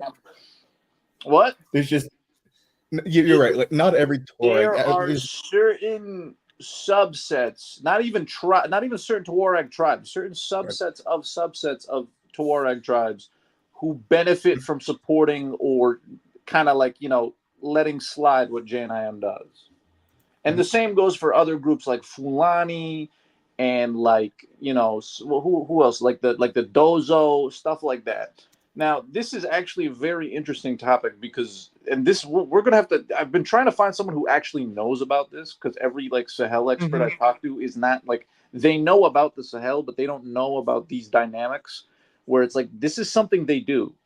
Like this is something that you hear that. So you hear that, Frau Lena? This is where your time. Come on, where are you? Well, it's like We no, need no, you, Frau Lena.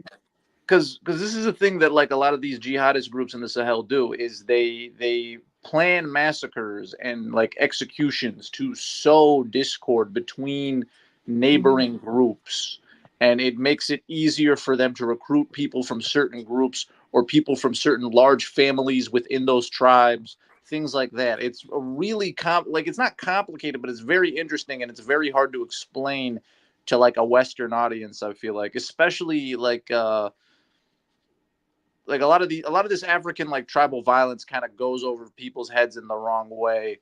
So yeah, it's definitely something I'm trying to find someone who not only knows about the conflict but knows about those dynamics to come on this show and talk about. Well, I just opened up the UN Security Council's page on West African terrorism, and it's extremely unhelpful. Oh yeah.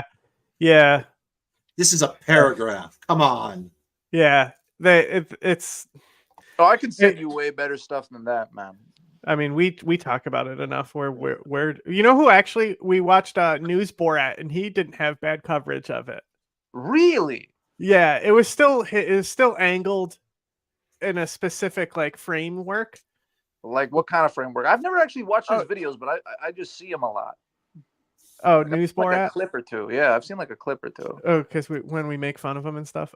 So he has this like own channel, and it was just the thing is that it was way too of him just like going on and on about things, and like, but it was I didn't look at it for too long. We clicked off it. I was like, this actually isn't a bad video, but it was framed like, like he's part of the whole like BRICS. Like he said something about BRICS being a part of it and stuff. Something like that. It's News Borat. Yeah, it's a 5th gen meme guide that we'll pull up and watch for when our audience is really good. Yeah, like if you want to talk about West Africa, they kind of are the XCOM of Africa at this point. I want to talk about Haiti mostly. Fair enough. So, President Barbecue. Oh, can we talk about before we get to barbecue? It might be important to point out that the Haitian government functionally doesn't. They're gone. They're gone. Their security services, they were never really armed to begin with because I can't remember if it was the U.S. who disarmed them or if the Haitians disarmed them themselves after the U.S. helped somewhat. They after the Doc Duvalier did his massacres, right? Haiti security services were just intentionally crippled so they wouldn't have any repeats of the Tonton Macoute, right? But the U.S. still exists, and we're still a shithole when it comes to smuggling guns. So the gangs over the years, they accumulated weapons, they accumulated more weapons. Yeah.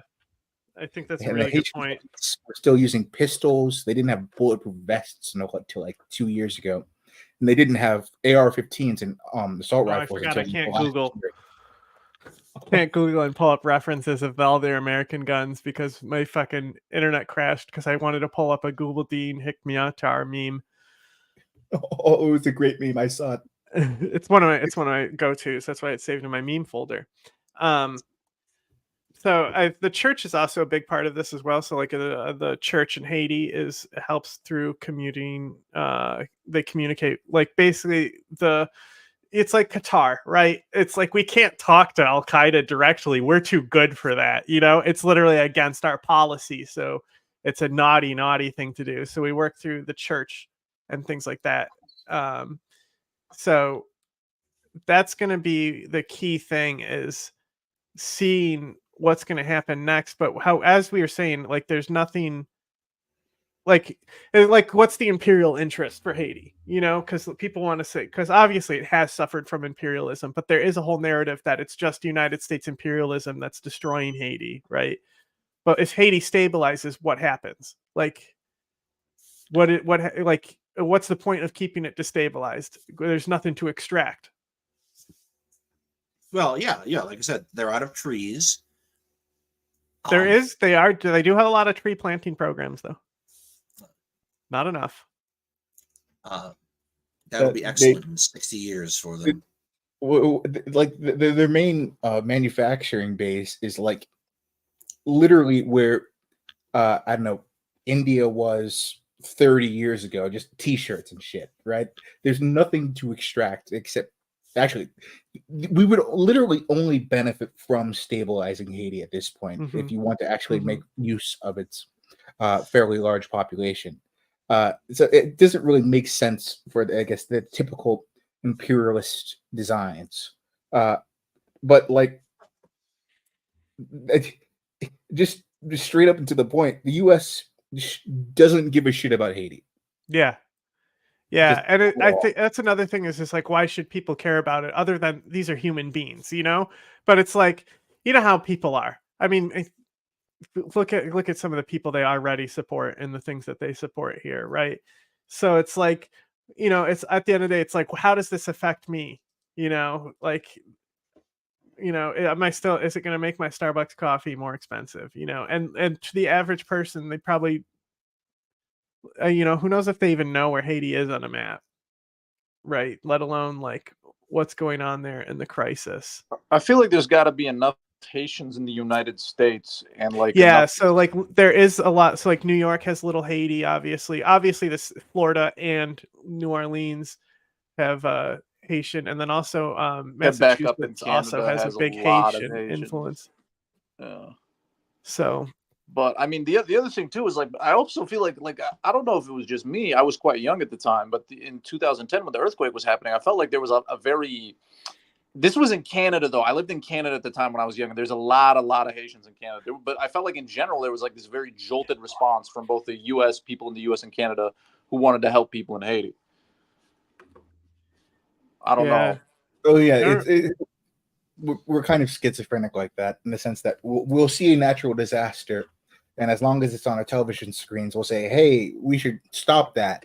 We should help them." It's kind of interesting to see what causes people like supported maybe like 10, 15 years ago, and like how people have just forgotten about those same places today. Like take Sudan for instance. Yeah, Joseph Kony still was like one of the biggest activist causes in the world back in like 2003 and 2004, and now it's like no one even gives a fuck.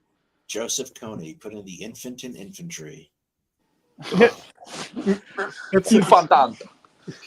I was talking. I just put Joseph Kony as a reference in the new LTEC that's out for Patreon members right now. because I found out he's a Dominionist. Oh God, yes. So he literally has the same religion as the Speaker of the House. He has the same political beliefs as the United States Speaker of the House. And isn't it the Republicans who are trying to loosen child labor laws? I mean, but yeah, Yeah. the episode is all about how the Christian far right is like networking between governments and how they oppress people in Singapore, and how the U.S. is directly involved with it. It's really, really interesting episode, especially if you care about LGBT issues. So it's the uncut version that has extra stuff in there, like explaining their economy and their political economy, more advanced things. And the edited version that's going to be free will be released whenever we shoot the intro. But if you want to go watch it, all it is $1. You just donate to the Patreon, get your name below. You can go watch that right now. Anyway, back to Haiti. With what's going on there as far as,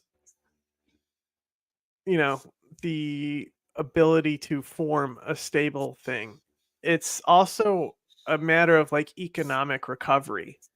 There's just so many issues.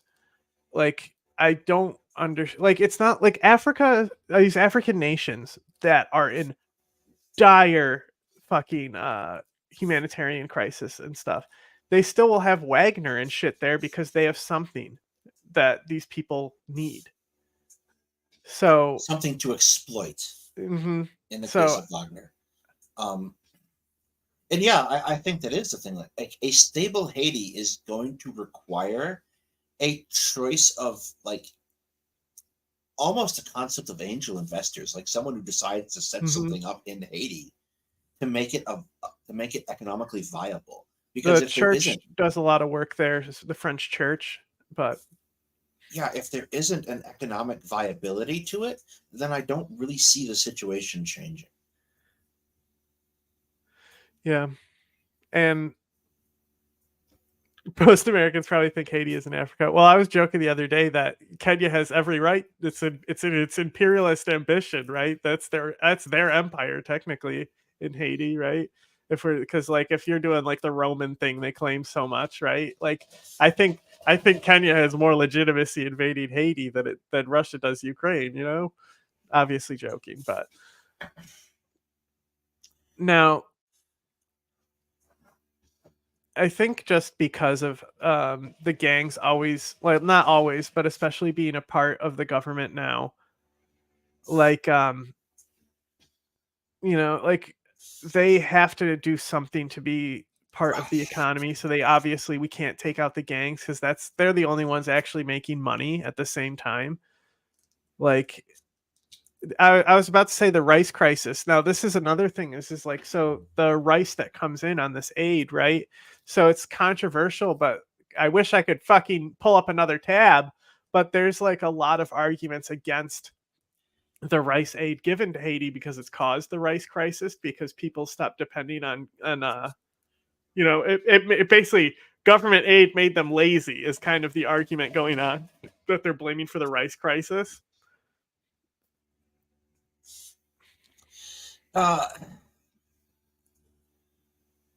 That's I hate that kind of argument because like the downstream argument is, well, they didn't fix their problems because of the rice. So like I don't necessarily think that's true. It's a really hard argument to sustain. Like we talked about, like the earthquake and a cholera outbreak and like disease spreading. Yeah, this is literally the take, though, that the government aid destroyed the farming industry, and that they should have supplemented the farmers instead of supplementing the people. It's like the whole like teach a man to fish, he'll eat forever type thing. Very rarely does that work out the way people think it does. Where is the rice? Nowhere. That's the issue. It's not there. It's gone. So it is Haiti's rice is gone, and the U.S.'s rice is arsenic in it. So epic. The rice that we're exporting to Haiti has arsenic in it. So Which I is- mean, Yeah, I guess we can kind of get jovial about like crazy solutions that have a 1 in a million chance from happening. Dominican Republic takes over the entire island of Hispaniola and just annexes Haiti. What do we think about that? Is that a good solution? Is that going to help Haiti if they're just integrated into the Dominican If Republic? that ever happens, the Dominicans will never shut the fuck up again. They already don't. This is the stereotype in New York. Dominican Republic Manifest Destiny.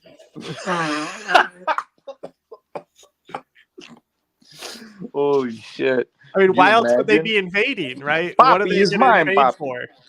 To stabilize it? No, they're going to occupy. It's going to He was be a de joking, facto Titan. state, you know? So Yeah, no, it's very much a. I don't think the Dominican Republic is going to actually invade. I think they recognize that they're going to have more headaches than they get out of that. mhm. They're just going to build their wall harder. It's Yes, we also tend to understate. I don't know. Did you guys see those recent threads by Dominicans shitting on Haiti? Yeah, I mean, it's see, if there's no more Haiti, then what will the Dominican Republic complain about? I want to say in Grand Theft Auto, there's a whole storyline where it's like the Haitians versus the Dominicans in one of the storylines. It might have been the Liberty City one where you're the Russian. It might have been that. It's hard to remember because I don't really play video games, let alone like Grand Theft Auto. Yeah, I've actually never picked up a Grand Theft Auto game. I mean, it's fine. Yeah. I 100%ed San Andreas. So I got a little map out. I got all the collectibles. You know, like, Well, yeah, I had no chance of being normal because I played like Harpoon Classic and Jane 688i as a kid. Jesus. But now let's go with like other like wacky scenarios. Let's say like Emperor Barbecue. You know, like That's maybe possible at this maybe- rate. I think that's pretty plausible, actually. they federalize. He used to be a cop, right? You federalize The the police. gangs, right? It becomes more of like a gang coalition. Like you have you know how you have the mafia come to the table with all the families, right? Mhm. So you Right, they all got to have, kiss Barbecue's hand and bring him the chicken. mhm. Dude, if Barbecue actually did own a chicken stand, I wonder, like what kind of chicken do y'all think he made? Do you think he made like grilled chicken on? Because for some reason I picture like grilled chicken on a skewer, but I was also thinking maybe he made fried chicken. Well, probably made the Great Haitian chicken. Yeah, like Yeah. Caribbean is normally barbecue style where they put it on a big so stick y'all and think he hold it was over the making, fire. he was making like he had like a good marinade on it, and it would like fall right off the skewer, and you just like chop it up into like some rice or some shit. Dude probably made some good ass chicken. My favorite thing about him, and I wish I could pull up tabs to show this, but he has his own towel boy. Barbecue does. Yes. So that if you sounds about right, to be honest. you look, I'm serious. Go look at in any interview with him. There'll be a guy next to him holding a white towel, and he's constantly wiping his forehead. And that's all this guy's job is to follow Barbecue around and just wipe the sweat from his forehead. That's Like, amazing. I think that's pretty fucking cool, considering he is like a Decent job. I mean, it's a decent gig. considering he does a lot of rape He does kill people. and rape. Yeah. Oh, So I just think that's some like elite shit that like it's not not a lot like of it, people it's do. not like it's a terribly difficult job. It's not like a Max Gate grade forehead where it's like 6 foreheads high. Yeah, and he like carries his guns for him too. Like if so, like he'll be holding the gun, and like it's very interesting if you look him up. But like we look at Haiti's history, Barbecue being the emperor, is that going to be worse than Papa Doc? I don't think so. Not It's really. 50-50. It's a toss up. I mean, the gangs already are so integrated in the government, so We have to see if he starts to form his own death squad. That we might have to, I don't know, starts killing Drone political tracking, opposition and stuff like that. Yeah. but his position is so dominant as it is. He might not need to. Well, Depends yeah. It gets back into what we're talking about revolutionaries, right? And how the revolution oftentimes metastasizes into a bad government. And it would basically be the same thing, really. He's already done a lot of his like killing. And like, If go ahead. if you were to go, well, I'm in charge now. I don't really think anyone would have that much to say about it unless they're outside of Haiti. Well, he claims that that's not what he wants. He's always claimed that he's not seeking power. He's not seeking a top spot of power. He's always made the state that he's, going for the, black people, that he's a revolutionary against the president who just resigned. Now it's just like, all right, he resigned. Now honor your end and give Haiti, help, Haiti form a democratic election. So like, I think like I think just vote. Yeah. Like fuck the transitional government and all that shit. Just fucking have snap elections that are controlled by gangs keeping people from voting and stuff, I think a snap illegitimate election might have the most immediate positive effect. Yeah. The status quo is just straight up not gonna work. I'm not sure why the international community is trying to like do anything here, because it clearly can't, right? You can't do the only thing the US can do is literally invade Haiti, like functionally do. And that is clearly not a good idea because, what's our track? Didn't they like not Errol Henry? It's a quagmire. We're not getting just out. got ousted, right? I think the US liked the guy who got killed. Yes. Yeah, we liked Moises Juvenal. But like, also, he was also kind of a felon. So like, yeah. But what I'm saying is like, so in theory, we also worked with Barbecue in the past, because he literally like propped, like Barbecue was all over. Like he's basically like, this is my best friend Barbecue. Like it was very blatant and open how much he promoted him. So I think that, like, because the guy came in, he was supposed to be a transitional council that holds elections and never did. And the United States was like, you need to hold elections. You need to hold elections. For all we know, the United States were like, good, he's out of there. Now we can work with Barbecue and get shit done. Like, for all we know, that's what's going. Because like you look at the CIA and like they talk about like Jelani in Syria, right? It's like he's the best option that they have. So why wouldn't they? Sorry. Yeah. On this podcast, we stand Jelani. At least I do. Yeah, he's all right. He's fine. He's the best option. Yep. We can't promote violence, or else we'll he's in the category of he's out of line, but what else is there? He's out of line, but the alternative's literal Assad or ISIS. What the fuck? Or Turkey. Or fuck.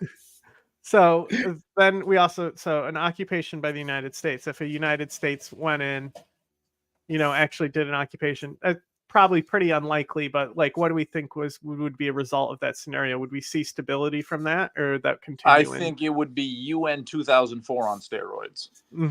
Historically, well, that would be the speaking, next no, one, is the UN mission.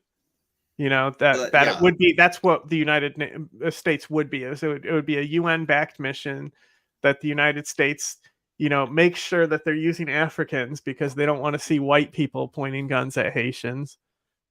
And plus, I think if we got involved in Haiti, Ukraine would give us a very dirty look for the rest of our lives.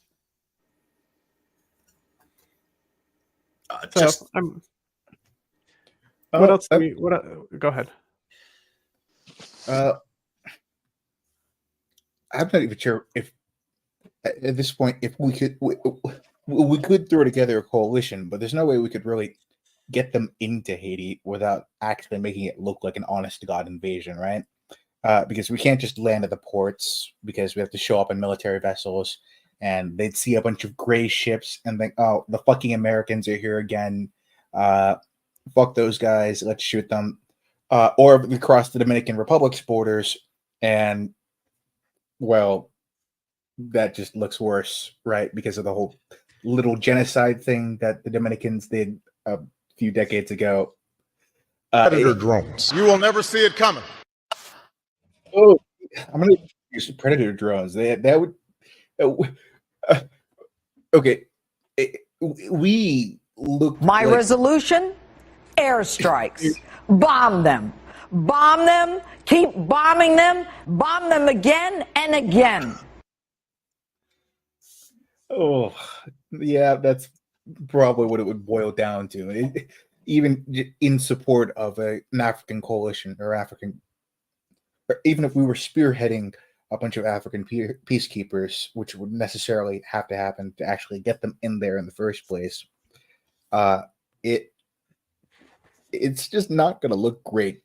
I mean, even if the Kenyans acquit themselves as they would, because they actually would probably do a very good job of it,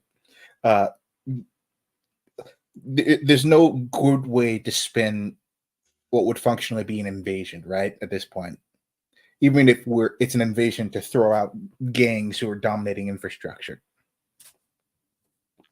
The other thing that I could think of is that might happen is something like a siege, where, like a blockade, like we did with Yemen, that caused an even bigger crisis. Like, what do we think of the odds of something like that happening?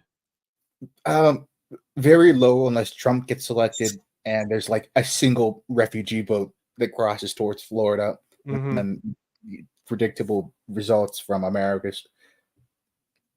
Yes, while we're currently Those guys, political party, quagmired in Yemen and Israel and fighting over Ukraine aid, I can't really see Biden wanting to start something here in this hemisphere. Like really anything. Like I can see him very privately paying someone else to do something, like Kenya or something, but not anything substantive. I could definitely see like if we get a Republican administration, I could definitely see them taking, because I don't think they'll ever actually do anything to Mexico, but I could see them taking out that kind of like, I don't know, bloodlust on Haiti somehow. Well, I don't think it's likely, but I could see it happening. Mexico could potentially get involved here too if they want to. I mean, they've been talking about basically being the. Well, they probably won't because they don't speak French. They're down with Cuba because Cuba speaks Spanish. They're down to be the intermediary there because they speak Spanish. So yeah. So what do we think is actually going to happen next here? How long is the scale of suffering that we're seeing now going to continue? Who is actually going to end up deciding Haiti's future? Oh, fuck. This is the hard question, right? Yeah, well, it's not like anyone has an immediate interest that springs to mind, right? Which is what we were saying earlier. There's no one whose interests are immediately threatened here. So they can kind of get away, like most of the countries involved, like France or the United States, can kind of get away with, calling it someone else's responsibility. Even though, I mean, ultimately, foreign policy is not really based on altruism. No. It's based on interest. Yeah. So, like the thing to do would be like, whose interests are threatened? Haitians. Oh well, and it's cold, but that's kind of the calculus that'll be made. And so, like, who's going to fix the human suffering? It'll probably end up being the French branch of the church. Yeah, that's. I mean, if anyone is going to try. CARICOM is definitely concerned, of course, but only insofar as it doesn't spread to them. Not because they want Haiti to be stable. Yeah, well, they don't want refugees. Just like how everyone is like, we support Palestine, but we're not opening the door. Like that's Egypt and Jordan. That's how they have always been. Well, actually, it's unrelated, but there's actually an interesting calculus there in the sense that the Egyptian, Jordanian, Saudi, Lebanese governments, they are actually genuinely perfectly fine with Palestinian refugees. But they only stopped accepting them after they realized that forcing refugees out of Palestine was becoming a trend and they recognize that Israel is trying to change the reality on the ground. Well, no, we're not going to allow this because it's their land. B, it seems very aggressive, and we see how Israel paints its maps, right? What are they going to try next? Where does the Jordan River stop? Or where does everything west of the Jordan River stop, right? But it's not necessarily, it's a mixture of disinterest and interest, which is hard to hold in the mind, right? You're talking about the Caribbean. So for Gaza, for the Caribbean, it's just straight up disinterest. Yeah, that sounds more like it. You can in the case of Gaza, right? You can actually, not necessarily if you squint, but you can somewhat ascribe lofty ideals towards the kind of shitty things that the Egyptian and Jordanian governments are doing. Not so in the case of the U.S. and Haiti, right? I mean, Haiti was a U.S. puppet for decades. The American soldiers committed a few massacres in Haiti during our occupation. Executed the communists, supported the government executions of communists. Yeah, we supported the death squads. There's no... when it comes to Haiti, we're kind of just the assholes in this situation. There's no easy way to cut it, right? We're just being dicks. Yeah, and I don't necessarily see a way to not do that. Like,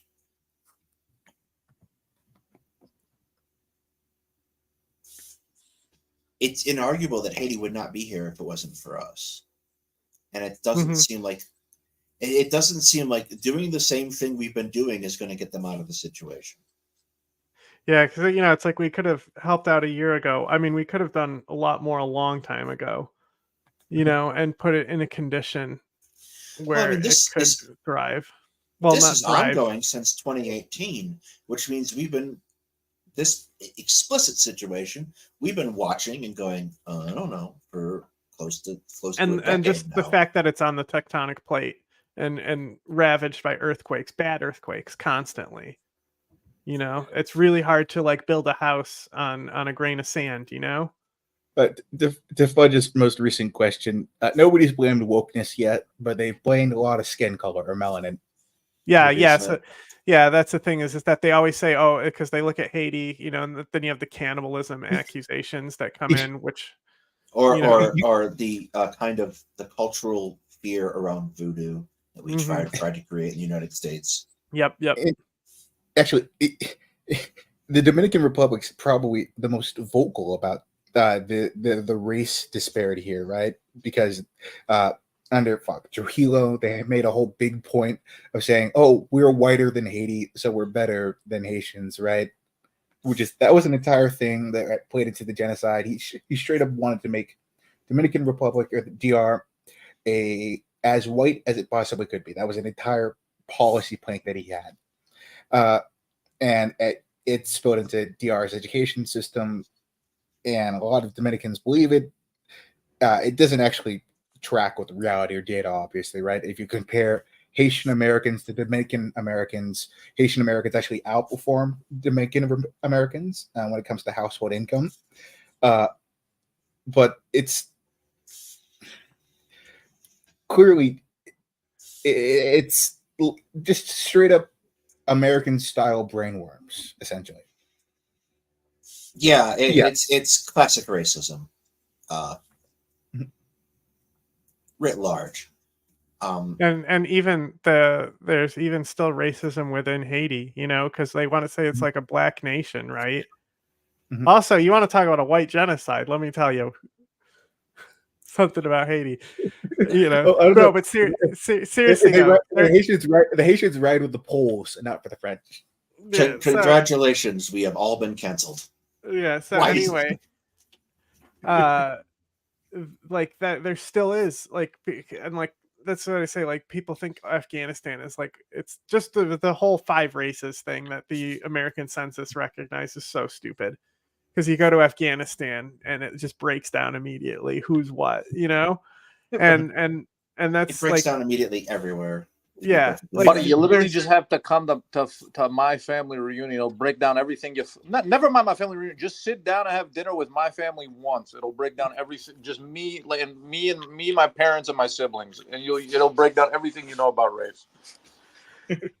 But the point is that there still is that racial conflict. There is an element of underlying race going on in this conflict as well, and I think that's something that's really slept on. That's why I've mentioned it a few times. But anyway, what do we think? Anything else we want to talk about here? I mean, we pretty much, this projection is maybe it'll be okay.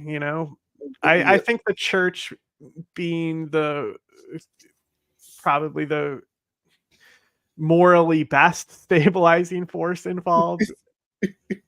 It's just, Ugh, God.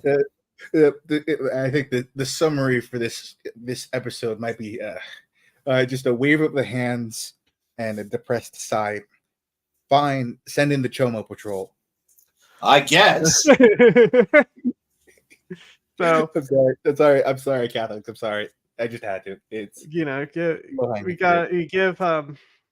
guess we got to give barbecue a chance, and then maybe we'll all have a nice dinner together and he'll help cook. uh-huh. What are just Haitian weddings like? fun. I Did hear. Like Yeah, a lot of fun. Like they got it. What do you think they're crazier than Dominican weddings? Probably. It's probably about the same level. Yeah, about the same level. All right, the fellas, food's I gotta probably better sign the off Haitian for today. Yeah, we're signing off anyway. We're closing yeah, up now. All right, closing cool. nowadays. I'll see y'all later. Later, See you guys Gator. And Yeah, wild well. crocodiles. Anyway, any last words, closing comments from anyone? Go if you're gonna go subscribe to Fifth Gen. I throw a link in our chat. You Yeah. subscribe to this Gen. And then go also obviously go subscribe Support, to Two Guys support Talking the Fifth History. Gen NGO, because you guys have no idea how many journalists are working around the world in war zones. I'm not just talking about Gaza, right? Now, how many journalists do any of us know from Myanmar, Burma, or Congo for that matter? Mhm. Because they're actually people going and covering conflicts up close and personal, and literally nobody knows about them. And they're dying for it. Yep. Yes. So, all right. Anyway, thanks everyone for coming out. We're also going to stream the regular stream later in a few hours when Jack comes around and talk about some stuff going on there. So, thanks for coming out, everyone. Yep. Have a good night.